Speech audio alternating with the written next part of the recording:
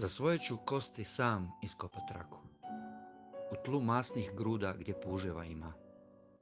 Zaboravljen tu ću spavati u mraku, kao pas morski skriven u dubokim dnima. Oporoke mrzim, mrzim sjaj grobova, ne prosim od svijeta suze žalosnice. Živ prije bih pozvao jato Gavranova da raskljuju moje truplo nemilice. Crvi, slijepi druzi, ogluhli u tami.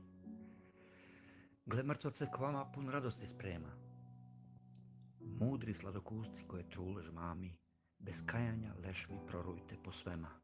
I recite, patnje ima li još koje, za taj trup bez duše, za to tijelo moje.